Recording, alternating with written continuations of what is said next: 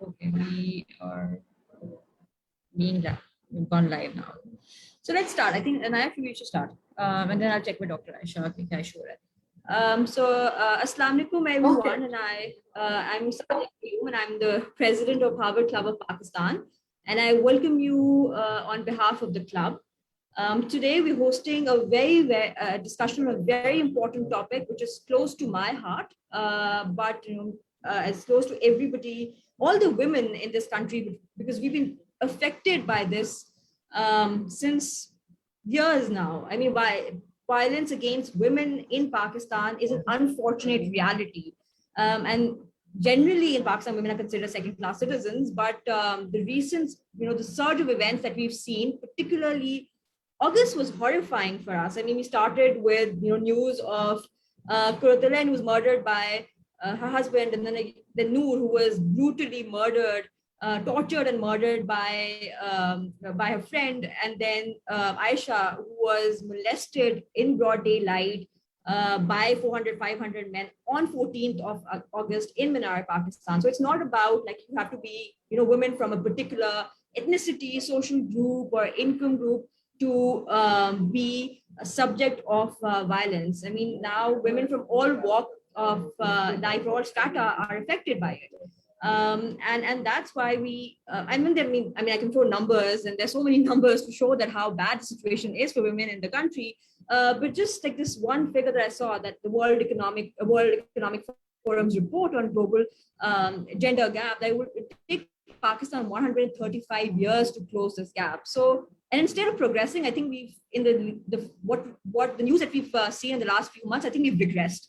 So for us, it was important, as a mother of a daughter, it was important for me to use the platform of Harvard Club of Pakistan to host a discussion on where we've gone wrong and what is the responsibility of our society, of men and women, to bring raising our boys better, but also of state and media to change this norms and the culture of the society. And that's why we brought the stellar panel with us. And we're very happy that Nayab is here today to moderate this panel, who's staunch feminist activist, has been working on gender issues for a long time now. And I'm looking forward to the discussion. So over to you, Nayab. Thank you so much, Sadia. Welcome everybody, and I'm very excited and honored to be among such powerhouse women today. And I'd just like to introduce myself. My name is Nayab Jan, and I'm a women's rights activist and a feminist organizer. The discussion today revolves around gender-based violence in Pakistan, and it's such a vast topic. So I think it's impossible to grasp, this situation within not just 1 hour, but 10 hours. But, given the stellar panel that we have today, I'm hoping to touch upon some very key issues. So without any delay, and I'd like to apologize if, time does not permit me to introduce these women the way that they should be introduced, because their sort of accolades and everything sort of is remarkable. So I'll start with Valerie Khan, who is a child protection, child justice, and gender-based violence expert with over 14 years of experience in this field. She is the executive director of a Pakistani child rights organization, Group Development Pakistan, the chairperson of Acid Survivors Foundation, and a trustee of Child Rights Coalition Asia. And her work in particular is a collaborative work with various I request everybody other than the panelists to please mute their mics right now. Valerie has also been instrumental in collaborating with a lot of government stakeholders as well, and has been responsible for a lot of progressive legislation on the rights of children and on the rights of women as well. So thank you for joining us, Valerie. Next, we have Roshani Zafar, absolutely does not need any introduction, a trailblazer when it comes to women's rights. She, is the founder of Kash Foundation, which is one of the largest microfinance providers in Pakistan, and has a long track record of working for women's rights. And in the past few years, what is interesting is that Kash Foundation has also ventured into collaborative projects with mainstream media. And that's something that I really want to sort of touch upon today with Roshani as well, because we all know that the media, is one of the key engines of patriarchy as well. So we'll see how difficult or easy it was for her to navigate this particular space. Then we have Nigat Tad, once again, does not need any sort of introduction. She is one of the pioneers when it comes to digital rights in Pakistan, particularly the security, safety, and privacy of women in online spaces. She's also the founder of the Digital Rights Foundation and was instrumental in setting up the first cyber harassment hotline in Pakistan. And she, the Digital Rights Foundation has been, I think, one of the most important avenues that women have when it comes to dealing with sort of social media. She also advises many large tech companies when it comes to the safety and security of women. So thank you, Nigat, for being here. And finally, we have Dr. Aisha Mia, who is a psychiatrist and is somebody who very passionately talks about mental health. And as we know, that's something that's very taboo in Pakistan. And and also understanding mental health and understanding the psyche of adults and children who are socialized in a patriarchal system is very important in order to dismantle this system as well. And she's the founder of the organization Synapse, which is an organization that is trailblazing in the field of mental health advocacy, and it aims to revolutionize the concept of mental health. So thank you to all of our panelists for being here, and my apologies if I missed something out, but when you're this fantastic, it's very difficult to encompass everything in your introductions. So I'd like to start with Roshani, because and this is something I think in the first round of the discussion, I really want to talk about patriarchy in itself and deconstructing patriarchy and the links it has to gender-based violence. So I want to talk a little bit about the spectrum of gender-based violence and how it manifests itself in different forms. And then also on top of that, Roshani, I want you to touch upon, do you think we've adequately been able to establish the link between gender-based violence as a consequence of sort of toxic patriarchy? Because the discourse that I see just links it to, sees it as an issue of crime, and these people are deranged and they're criminals and they need punishment. So why has it been hard to establish this link between gender-based violence and patriarchy? It's a lot. Thank you, Naya. It's great to be on this panel. And to unravel this issue is, of course, very complex, as you said. So I'd like to come at it from a simpler perspective in terms of thinking of what have we normalized in our society. And it's the normalization of certain behaviors and patterns and gender roles that stem from patriarchy, and which are ultimately the outcome of which is violence against women. So if we think about, the way violence is seen. You're a child growing up in a family where the father beats up the mother. What do you assume that child will grow up to be? He will or she will normalize that. The girl will assume that she's going to always be a victim and she can't speak up for herself. And the boy will always be the offender. So a lot of times when we look at our system around it and society around it, it's quite all right to slap the child. You think that's quite normal if you're trying to discipline your child. Especially in rural communities, we see that happening, and also in low income and upper middle class families as well. So this is not really an economic factor. So if you really think about the outcomes of all of this, from just slapping your kid to beating your wife or being violent in the family, all of those things are acceptable. And who determines what is acceptable? And when we think of patriarchy, it's all about power and agency. And one of the underlying factors of this that we've seen over the years is agency in terms of economic agency. see. So once a woman begins to earn, and I'll give you a very crude example, what begins to happen in the household. Once she's bringing in the money, she's valued as an asset. She's valued as somebody who's contributing to the income. So what we saw in our research, and this is again a very simplistic way of defining it, but what we saw in our research was that the moment the woman begins to earn, domestic violence in the family goes down. So when we started looking at this further, we asked the men, you know what they said to us? Oh, I don't want that day's income to be lost. And that's why I realized that the cost, the opportunity cost of violence against my wife is higher because that money won't come. So something needs to change in all of this. And this goes back to centuries of how we consider women to be commodities that are a liability. We don't invest in the girl because we believe she's going to be married and go to another house. So this is all about mindset, and it's going to take us a long time to change it. But education and economics can actually be the driver. It can be the palliative to change it. At least that's been our experience. Absolutely.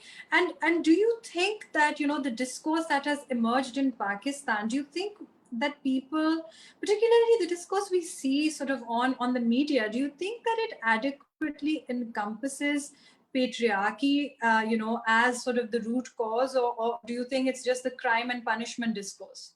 No, it's more about victim blaming. It's about saying why are women in the wrong place at the wrong time. So what we are doing is it's a cop-out. It's not about confronting the underlying problems that we see.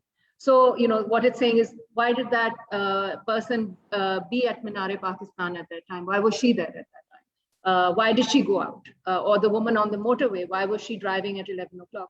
So we are much more concerned about putting the woman in a certain, like I said, we determine gender roles, and once the moment you start moving beyond those gender roles, then you start questioning, why did she do that? So when the why begins to happen, we are really not being constructive, and the media is not playing that role. For example, even in some of the conversations that happened around Noor's case, which is a horrific incident for us, and we should hang our heads in shame. Nobody asked the real questions. They were more concerned about why was she there. I mean, let us be very honest about it, and that's the mindset we have to change. It has to be constructive. Yes, punishment is important. One of the lacks we see is the justice system. Only 3% of such cases are convicted because of lack of evidence, forensic detailing. Sometimes the victim's family backs out, they don't have the resources. So only with a 3% conviction rate, so there's a conglomeration of issues that result in the kind of mindset we have. And yeah, it's time to change, and women have to take back the voices. They have to take back the discourse and the narrative.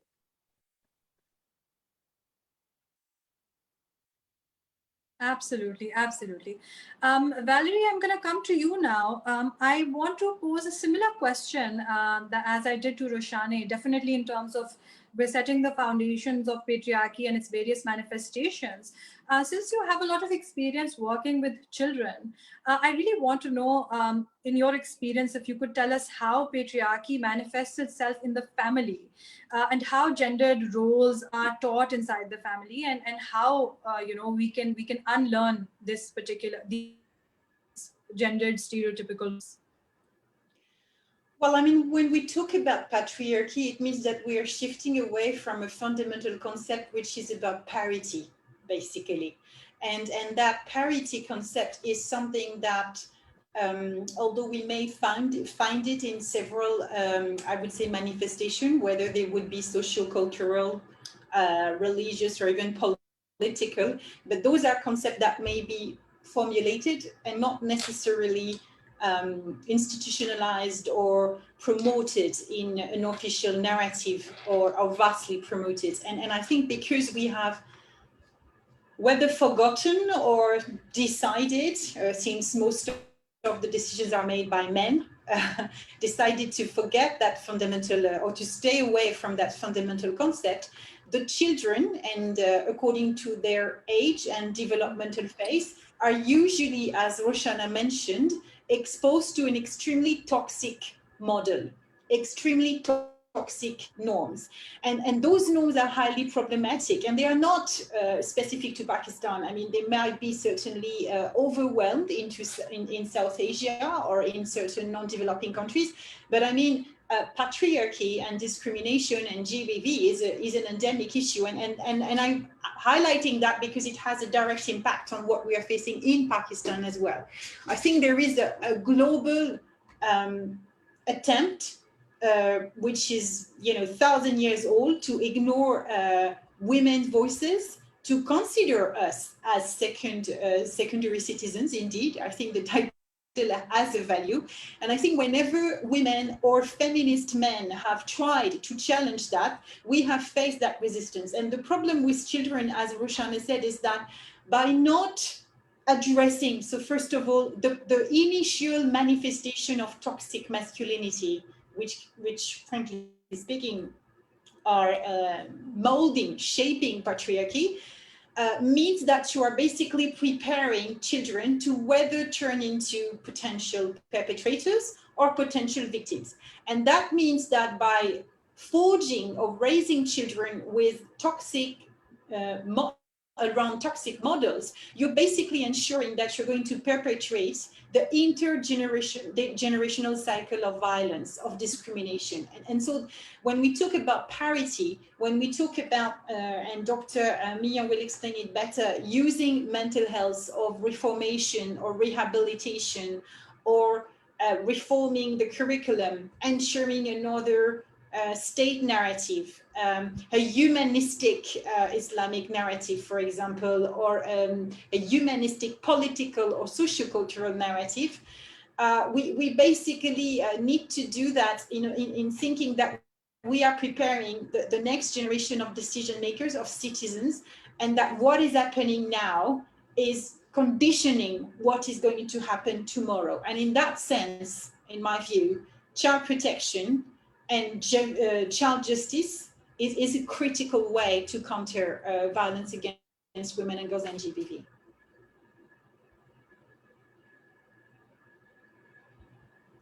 Absolutely, absolutely. I'm gonna come to Dr. Mia now. I think Valerie set me up for that perfectly, because I'd love for her to elaborate more on that concept of parity as well. And Dr. Mia, I really want to know, I somehow feel that the sort of psyche behind these gendered roles and the psyche behind toxic masculinity is perhaps something that we don't talk about that often. It seems like a slightly ignored aspect when we do talk about patriarchy. So I definitely want to understand and explore a little bit, if you could tell us about how these behaviors are learned, and what types of messaging and in what different kinds of socialization and institutions do these gendered norms, and does this toxic masculinity manifests itself, and what is the potential of unlearning this?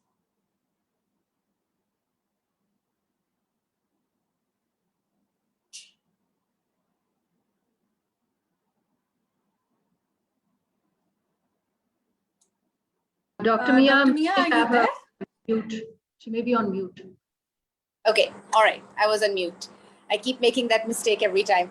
All right. So again, thank you. Just wanted to thank, I think, the association to bring this topic, and also I think it's lovely to be talking to three of my absolutely wonderful colleagues on this particular topic. The way I see it, I was reading a little bit about it, and I was reflecting on this last night as well. 1993, it was 1993 that the United Nations passed a commission and created this framework for tackling the pandemic of gender-based violence, right? Now we have come pretty much 20 years, 30 years later, and we're still 1 in 3, globally 1 in 3 women is, abused.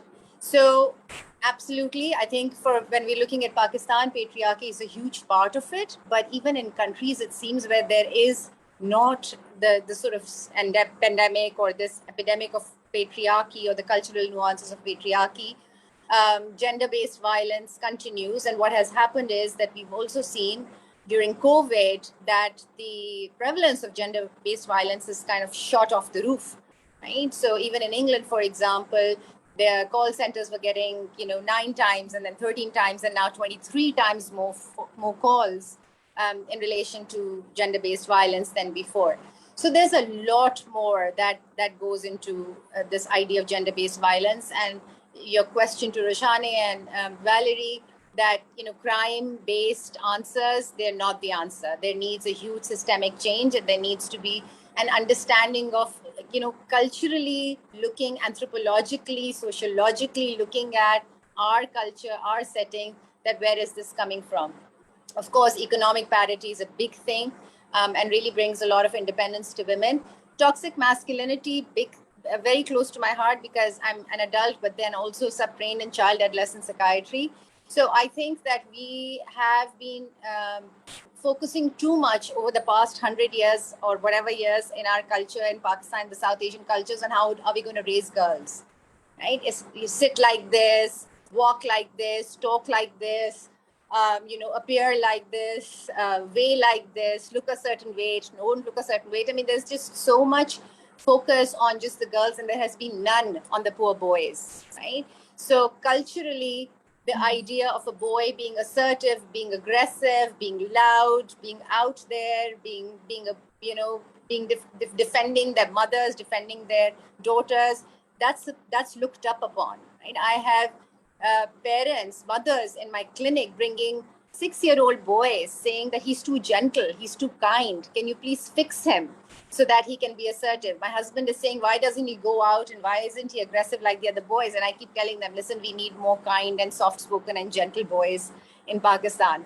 So the idea of, what is the right, and then, what I keep talking about is that look at the pressure on boys to become like that, to conform to that idea of toxic masculinity. I think that piece, it's not just hard on women, but I think your internet is getting stuck a little bit. Can you hear me now? Can you hear me now? Yeah, we can hear you, Dr. Asha. Okay, so the idea, I'm just going to switch off my video for just a short bit. So the idea of the pressure on the boys, right, to conform to this idea of what it means to be the right kind of boy, then is very, very hard. So it's not just the women, but the poor boys also can't be kind, can't be compassionate, can't be gentle.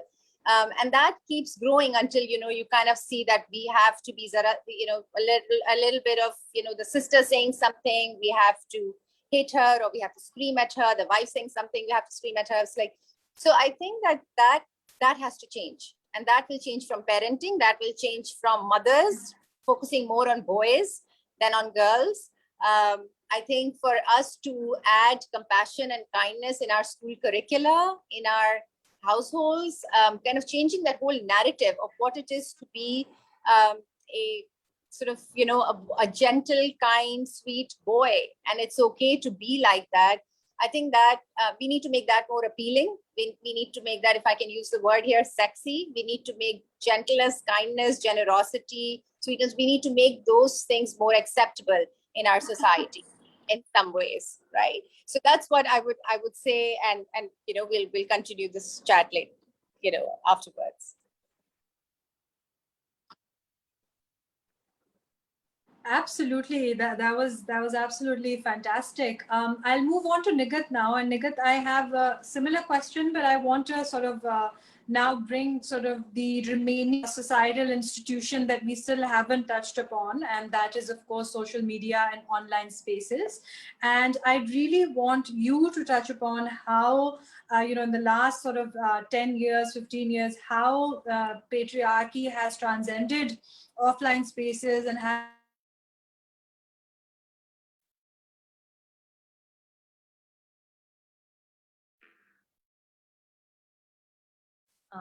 is it only me, or I cannot hear Nayab anymore? Yeah, Nayab, we lost you. Lost her completely. I think I know what you wanted to ask me, so I think I'll just respond to her question, which was basically, like related to the responses of my very learned colleagues, Valerie Roshane and Aisha Mia. They have already said it, like what and how patriarchy looks like in offline space. And I think in last 10 years, since I started this work on addressing not just digital rights, but digital rights from the lens of gender in Pakistan, I think that's something that one thing that I have noticed, that the same mindset that Roshane mentioned, the same mindset that we see usually in our offline spaces, that mindset has moved on to the online spaces. And it's actually, and that's something that we really need to understand. It took me so many years to make people realize that do not look into online spaces and internet and technologies in isolation. They are part and parcel of our lives. And that's how the response we have seen, the government response in terms of addressing online gender-based violence or online violence against children or sex crimes in the online space. We have seen that even the response is in the isolation. And I think that's something that I feel is a huge gap in terms of even understanding the online spaces in Pakistan, especially in Pakistan, I would say, because the context is different. Valerie said that gender-based violence is everywhere across the globe. It's endemic, but I would say that our context makes it very different, because like other developed countries or other countries don't have like honor killings or women are beheaded in the center of the capital, right? So I think it's very important to understand that online spaces are very integral part of our lives, and the mindset that we see are not just trolls. They are not people only. We see toxic masculinity, but we also need to understand that there is an offline connection to it. And I think that goes back to the point what we are telling our young people, the kind of mindset that they see around them in the online space, the toxic masculinity. That's what they gather, and they think it's normalized. It's normal to say these things to women online and discourage them to reclaim online spaces. So I think these online spaces are public spaces for women, and we don't understand this, that they have the same right to reclaim these spaces the way other people have the right. And I think there is a lack of acknowledgement that the online gender-based violence is as serious as offline gender-based violence. And I think the responses there, and also I feel the new ways of discouraging women, but also other marginalized communities to use these spaces are actually weaponizing information or the disinformation or the fake news, and then discredit them so that they are unable to say the things that they want to say, and discourage them to use these spaces. I think that's how I have seen the kind of how patriarchy and toxic masculinity has manifested in online spaces in Pakistan. So do we have Nayab here, or no? She's back.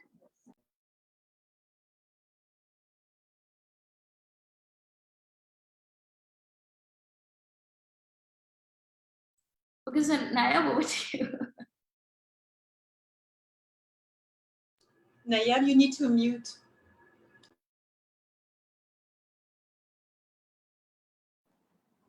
Okay, can you hear me?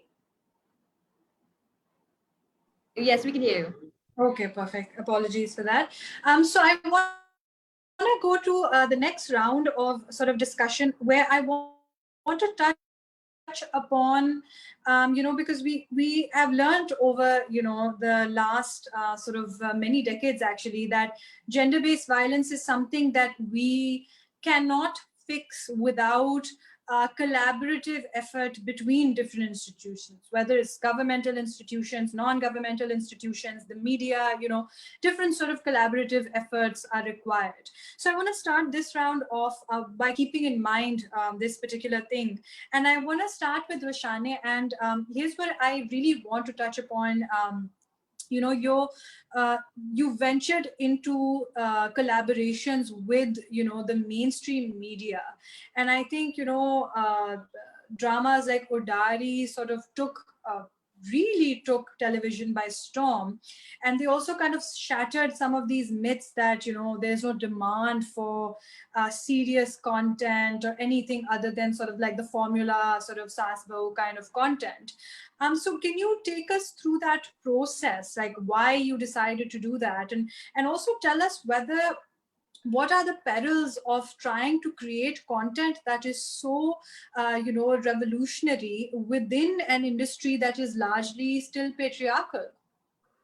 So, just thank you, Nayab. That's a great question. And what I want to say is patriarchy is in our backyard. So it's everywhere. And one of the things we see is that media is a manifestation of that patriarchy, especially in terms of the kind of roles we are showing women. She's never the protagonist. She's always the victim. She's always supposed, in some cases, we also show that she's been raped and then she's supposed to marry the rapist. So, and it's quite all right. So, or we are showing that the ratings go up because she's slapped on screen. So these were some of the things that one was seeing that were manifesting themselves in media. And when you would have conversations around this, people would not be even aware that subliminally they were being fed patriarchy in their living rooms. We've been doing a lot of gender-based trainings and activations in our communities for the past 30 years. And we started with what we call Theatre for Change. And the idea behind that was that we would run theatre workshops in communities on issues like child marriage, on gender-based violence, on women's economic role. And we would then ask audiences, and these would be male and female audiences, to come and change the message that we were giving. For example, there's one very, very powerful theater that we had developed where this little girl is 10 years old, and it's the night before she's getting married to a 45-year-old man. But she doesn't know it. She's too young to realize that it's the marriage that they are celebrating is her marriage. She thinks it's the marriage of her doll. So it's Meri Gudiya is the name of the theater, the drama, and she's talking to the doll and saying, kal tumhari shaadi hogi, and so on and so forth. So we stopped the play in the middle and we asked the audience, what should have happened here? What could be different?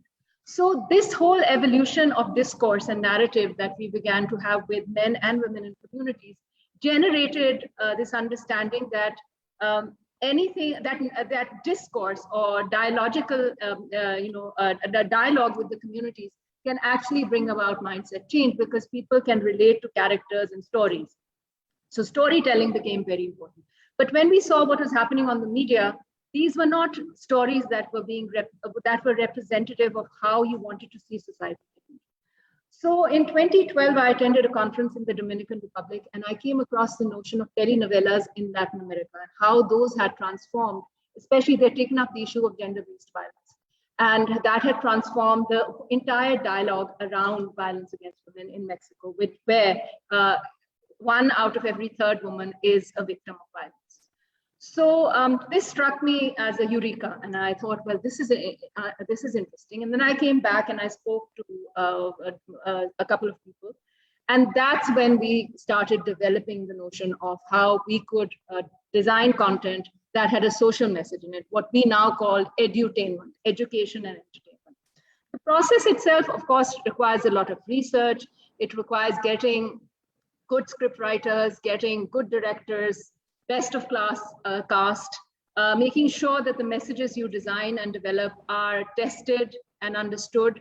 So we have an editorial board that looks at all the scripts that come out. We develop the content. Once the content is done, then we also interact with the media. Now that's the tough one. Designing, developing, getting the content going is not difficult, but it's really how do you sell it to the main powerhouses, the media houses. And that's really been a challenge. But this time around, we did what we had thought we could never do. For 8 years, I was trying to get a drama serial with the social content on PTV. So we were very lucky this time to actually get one, and the topic we used was human trafficking, which was Dil Na Umeed To Nahi. And we were really, really glad. And it picks up other things. It picks up child labor, domestic servitude. And this particular series was actually inspired by Tayyiba's story. It's the little girl who was beaten up by the judge, and that particular story. We went and did research on this, and then developed that story around it. And we also showed in this new serial that this is not just about little girls; it's also about little boys. Just the point that Valerie was making, that you need to show that we are simply not taking care of children in our society. We have just let them loose in front of the monster, and we are not protecting them. And so this is really a message to everyone that we really need to rethink how we're bringing up our children. So it's a long story, but I'll stop here.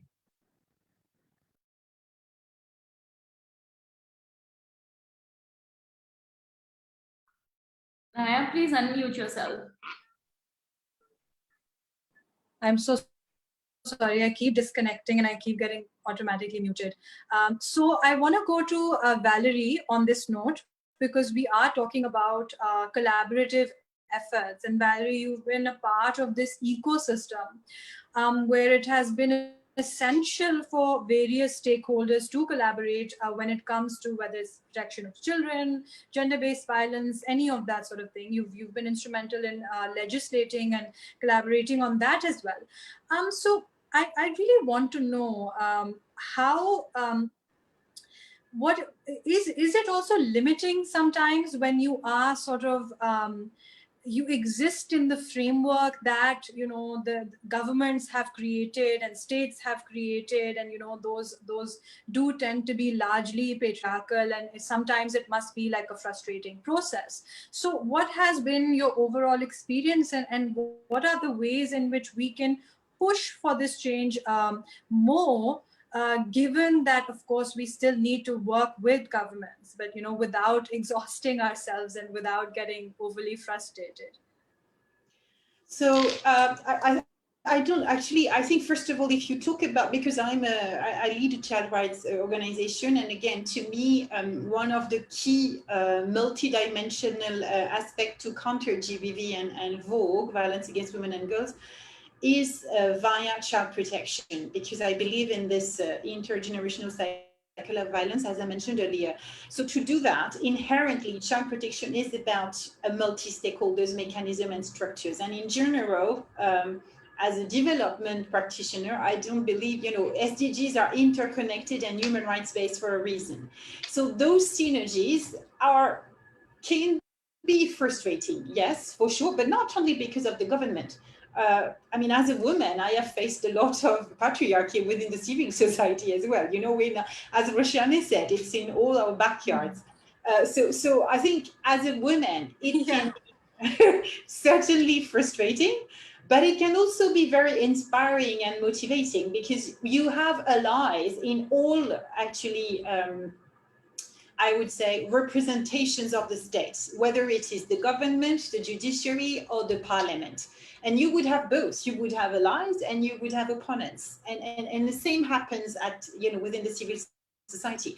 I think I'm not here to deal with and tell you about my frustration. I'm here rather about to tell you what has worked and and how we can go ahead. And I think one of the key solutions to that is whenever you have women, and that's why I have been, and I will continue till my last breath, acting in a sense, working rather, and mobilizing the voices of women, because I think when they're present in the political sphere, in the social environment, in the decision-making bodies, they are actually pushing for that parity agenda. This is largely a women-led agenda. You also have a few men allies who don't feel, insecure about a healthy masculinity, as described by Dr. Aisha Mia.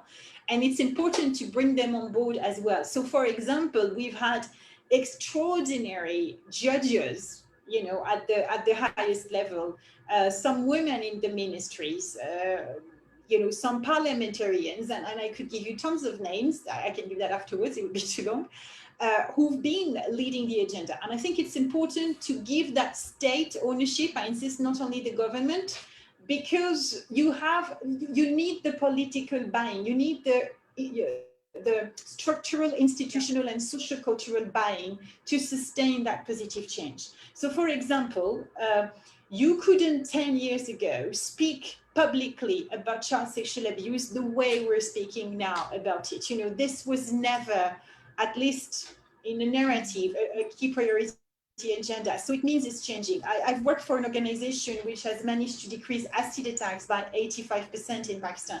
So what I'm saying is that I believe in change. I wouldn't be doing that job otherwise.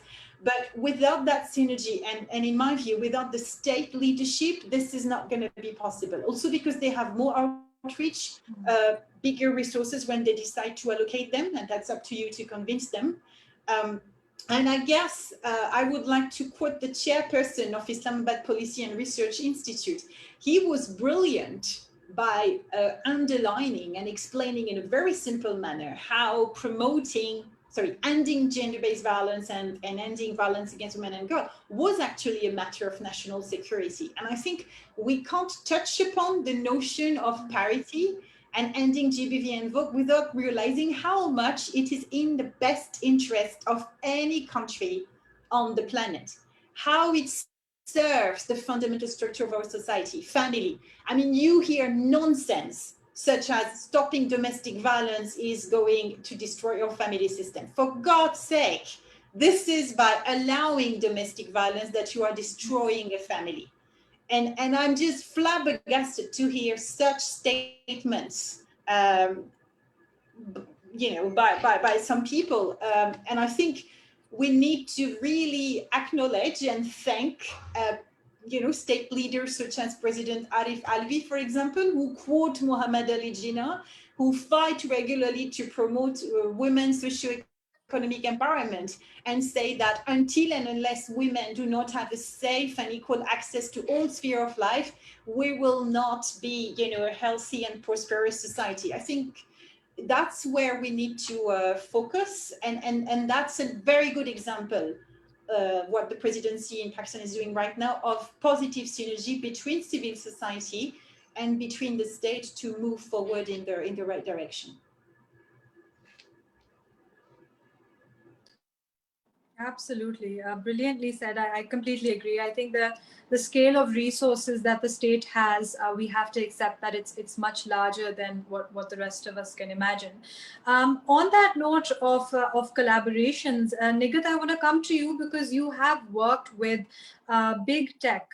And big tech has been under a lot of fire for quite a few years now, for not adequately being concerned about the safety of its users, the privacy of its users, particularly those that belong to vulnerable groups, such as women and minorities.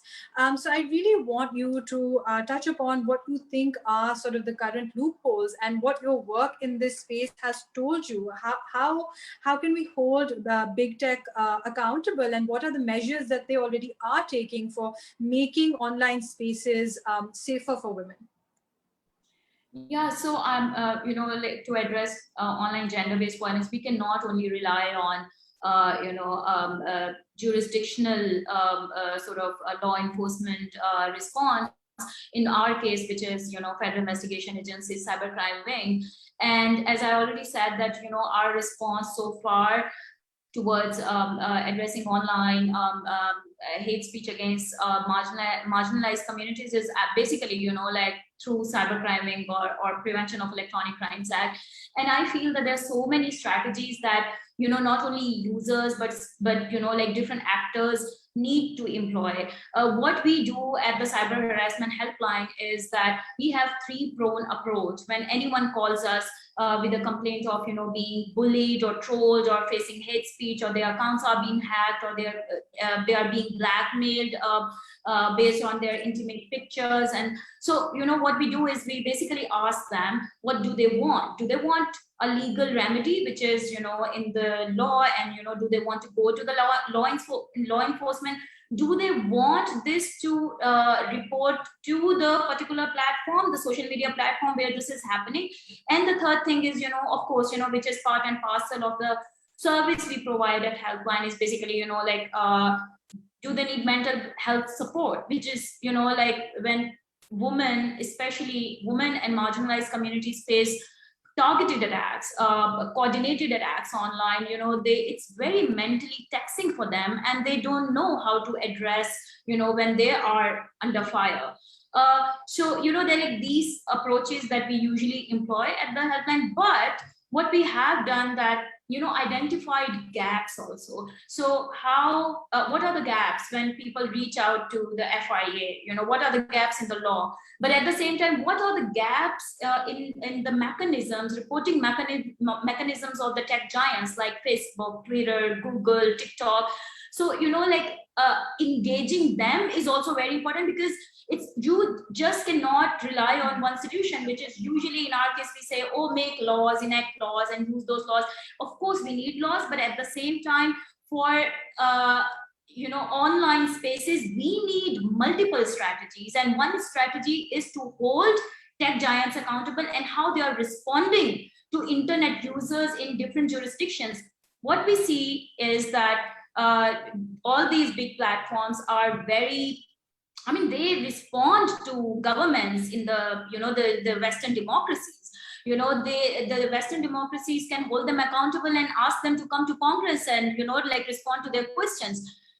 Here, this is not the case. Users do not know that tech giants are very important stakeholders, and we need to keep pushing them to look into the context, Pakistani context, Indian context, Bangladeshi context. Like, we are very different. The South Asian context is different than the European context, right? So gender-based violence in the online space, it's very easily translates into offline violence in our region and context. So I think it's very important to make them understand. So collaborations are very important. And I would say that, all human rights organizations or women rights organizations really need to, make this their, part of their work.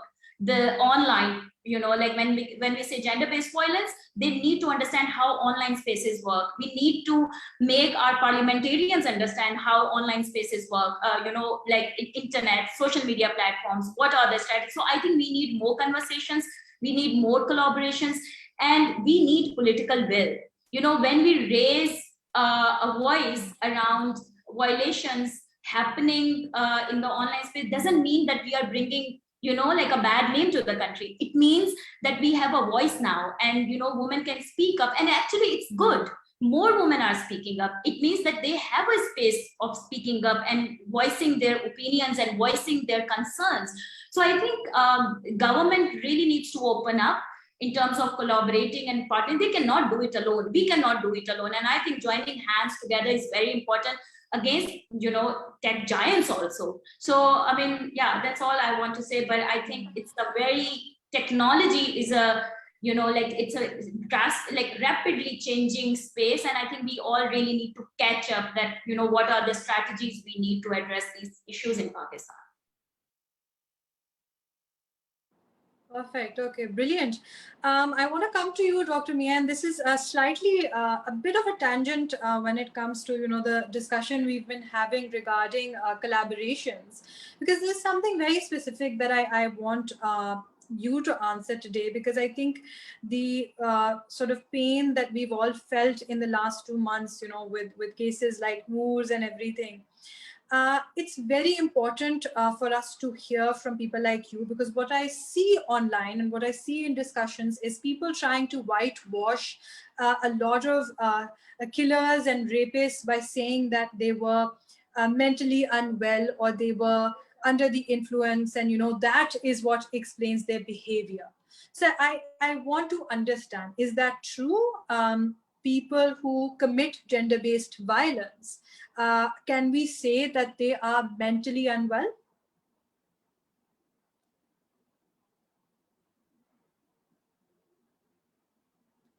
You have to unmute. Dr. Aisha, you have to unmute. You're muted. So, yeah, got it. So Naya, thank you for this. And, you said it hurt you. I think it's really struck home for a lot of us in so many different ways. For me, because for 8 years, so I was in the US before, I came back 8 years ago, and for the past 8 years, I've constantly been talking about how, mental health, any sort of crime is suddenly associated with mental health disorder, which to me, from my space, adds to the stigma of mental health. Like every criminal is not somebody who is, so that takes away from you, me, and every one fourth or fifth person that's going through anxiety and depression and is being very functional otherwise, right? So there's this on the flip side as well, again, that, everybody who has, people who have mental health disorders look like you and me. They don't look like people who killed Noor. Okay, so I think that piece is extremely important. And one of the big reasons why I started Synapse, which I really wanted to be a hub where I can bring people, everybody together who wants to talk about mental wellness, because I think mental wellness belongs to all of us. It belongs to Nigat, it belongs to Roshani, and everybody is contributing to Valerie. Mental wellness is where we start to look at what are we doing at the upstream level. What happened to this boy who at the age of 28 is killing a woman in cold blood? What happened to him when he was 8 years old? What happened to him when he was 9? What happened when he had a little bullying incident in school, and somebody protected him at that time rather than sort of saying that this is a troubled kid and he needs some intervention? And how did we protect? It's part of that toxic masculinity. We kept protecting them again and again and again. So the system failed us again and again at different levels, right? Many different levels.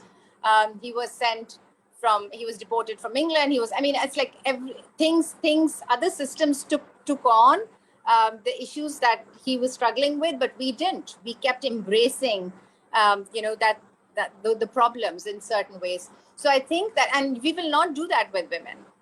We don't do that with women, right? There's a tiny bit of an issue, the tiny bit of a depression, tiny bit of a woman is not, doing what she's supposed to do. Suddenly we're like, there's something not okay, and there is attention paid to that person.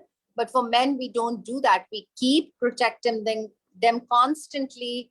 Your brother is like that. Mardo ko gussa aa jata hai, koi baat nahi. Give him the food the way he wants to. Garam kar do, dobare kar do. Like we constantly keep making excuses for violent behaviors. We do this, in every household. And what happens is then when they do get, and they have issues, so we don't have sort of safe spaces for them to talk about their anger, their depression, their anxiety, their issues with unemployment, their issues with, getting raped or bullied or whatever else is happening to boys.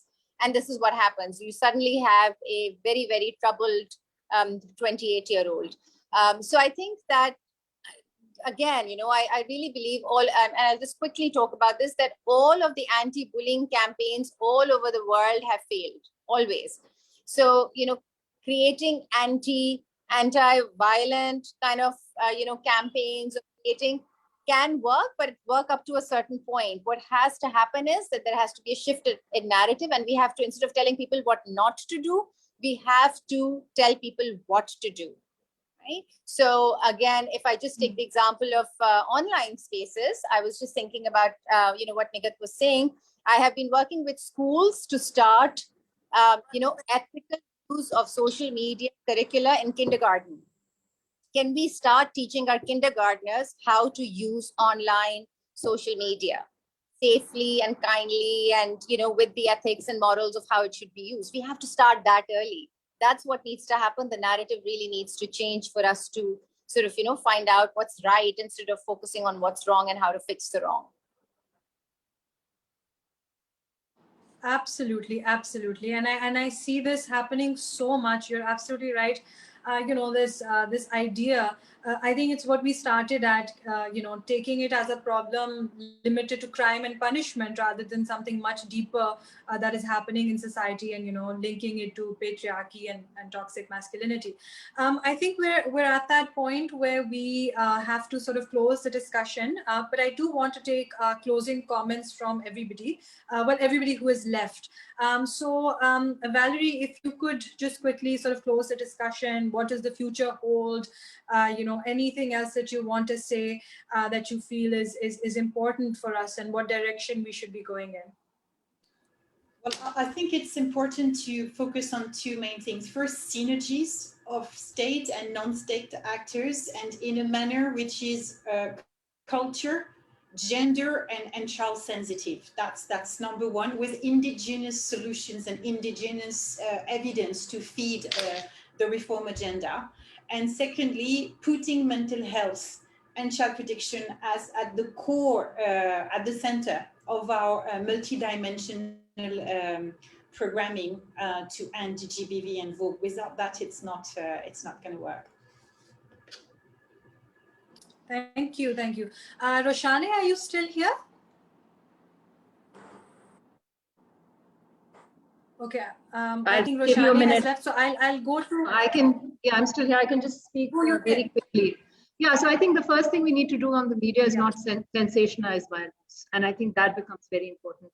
And that is a responsibility that all the media houses have to play. We've made it so normal for a woman to be slapped on screen that nobody thinks it's such a big deal.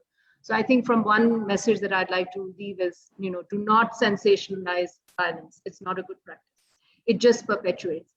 The second thing is, I think there's been a lot of debate around the SNC, the Single National Curriculum.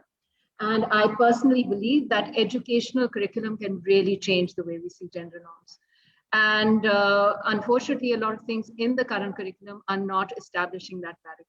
So we are perpetuating the same gender relationships that Valerie was mentioning and Dr. Mia was talking about. So I think educational curriculum matters. And here I'm not talking about the private schools. I'm really talking about the primary, the secondary, public schools, where we really need to take that narrative forward. The third thing is women's leadership. I think we need to get our voice back. It's the same debate. Do we want, can we lean in and get a chair on the table? Yes, we have to push this through. That doesn't mean that men around the table need to get frazzled, but it is our responsibility to ensure that we are heard in the legislature, that we are heard where the powerhouses are, and that we are also part of the corporate debate. Because as Nigat was mentioning, unless or until the fact is that the tech field is where the money is right now, where the big bucks are. And that's also where we need to push in the agenda. So I think that's what I would like to say at the end, if we really want to make a difference. And of course, the mantra of economic empowerment of women, unless or until we change that parity and we empower women through economic choices, this dynamic is not going to change. Absolutely. Thank you very much, Roshani. I'll come to you, Nigat, now. Your closing remarks with regards to making particularly online spaces safe for women, and I would say also a safe space for women's rights activists who are working, utilizing those spaces to work for women. Yeah, I think we need a lot of solidarity, because it's not just those who get attacked, who are providing assistance and support to the marginalized. I think it's very important that we need to sort of find that solidarity among us. But I would also say that I think it's important for all stakeholders to realize that government cannot address these challenges alone. They need to open up, for partnerships, for collaborations, because there are organizations doing amazing work, producing data, and we need data for, informed policy and evidence-backed policy. So I think it's very important to collaborate with them. And I think important for our political leaders sitting in the parliament, outside parliament, to understand this tech space and the digital age. We cannot move forward without understanding what spaces we are living in. Absolutely.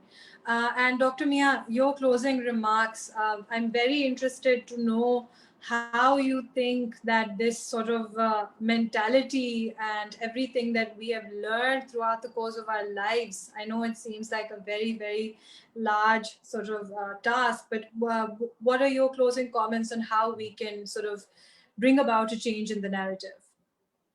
So, my mantra, as I've been talking about for the past sort of 8 years, is that raise the boys right. I think that's that. If I had to leave everybody with one thing, that in each household, if we take responsibility, I take responsibility that my son, it will turn out to be a certain kind of boy. I think that's the one huge big thing that's important. The other piece is, and I feel this all the time, and thank you for sort of forums like this. It's very easy to lose hope, right? It's very easy. There are days when I'm like, what am I thinking about, right?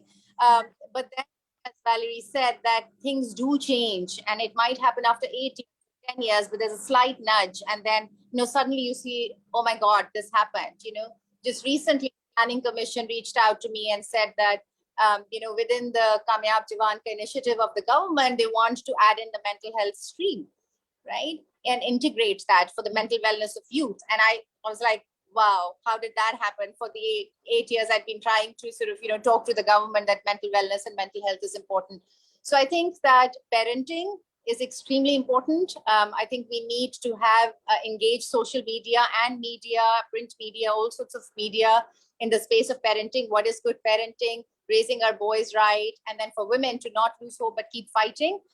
There's a lot stacked up against us, a lot. It's just, some days it feels like, this is completely uphill and it's not going to change, but it does. So I think that hope piece is very important. Perfect. I think that's a great and uplifting note on which we can end this wonderful discussion. Thank you so much, everybody. This was just lovely, so enlightening. And I just want to say on an ending note, I wish for, not just more women like this sort of talking about women's rights, but I really wish for safety and security for all the women who are raising their voices. I think it's very important for us to acknowledge that as well. So thank you so much. And it was lovely. Thank you for taking our time, and bye. Thank you. Thank you, everyone. Thank you, Naya, for your excellent moderation. Thank you, Valerie, Roshani, Dr. Aisha, and Nigat. And thank you to a couple of men who attended this webinar and who actually stayed throughout.